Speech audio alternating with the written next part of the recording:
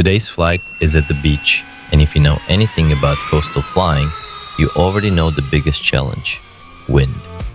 The betafpv Pavo20 Pro II is a compact 2-inch cinewhoop, so this was a good opportunity to see how it would handle conditions that aren't always ideal. Even with the wind coming off the water, the quad stayed composed. It wasn't getting pushed around nearly as much as I expected, which made it much easier to stay on the line I wanted instead of constantly making corrections. That really stood out while flying along the shoreline. Long sweeping turns felt smooth, and transitioning between different elevations was easy because the throttle response stayed consistent throughout the flight. One thing I really like about the Pavo20 Pro II is how agile it feels. It's small enough to fit through tight spaces, but it also has enough power to make larger, more cinematic movements feel effortless. It doesn't feel sluggish, and it changes direction quickly without feeling twitchy. That balance makes it a fun drone to fly, whether you're chasing a subject or simply exploring a new location. As I made my way farther out over the water, I spotted a boat and decided to orbit it. This is where precise control becomes important. Keeping a consistent distance and speed around the moving subject isn't always easy, but the Pavo20 Pro II made those adjustments feel natural. Small stick movements were enough to keep the orbit smooth without constantly overcorrecting. Shots like these are where a compact cinewhoop really shines. Being lightweight also gives you the confidence to fly lower over the water and closer to your subject while still maintaining smooth camera movement.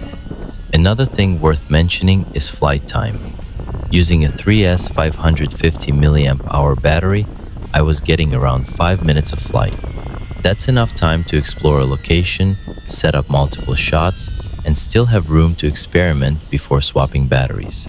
For a drone in this class, that's a solid balance between performance and efficiency. As the sun started to set, the lighting became even more interesting.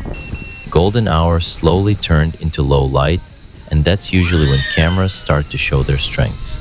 Paired with the DJI 4 Pro Air unit, the Pavo20 Pro II can record in up to 4K at 120 frames per second. That gives you the flexibility to create smooth, slow-motion shots while keeping excellent detail throughout the frame. It also supports D-Log-M recording, which preserves more information in the image and gives you much more flexibility when color grading. If you enjoy editing your footage, having D-Log-M makes it much easier to match different shots and create a more cinematic final result. The compact frame also makes this drone incredibly easy to bring along. Instead of planning an entire trip around flying, you can simply throw it into your backpack, head to a location, and be ready within minutes.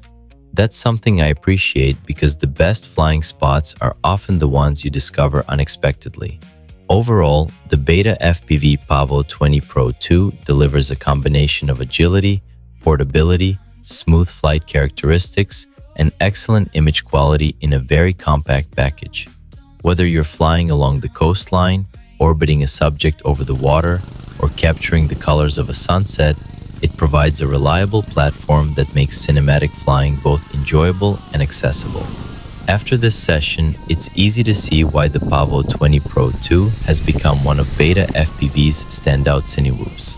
It's compact, capable, and built for capturing the kind of footage that keeps you coming back for another pack.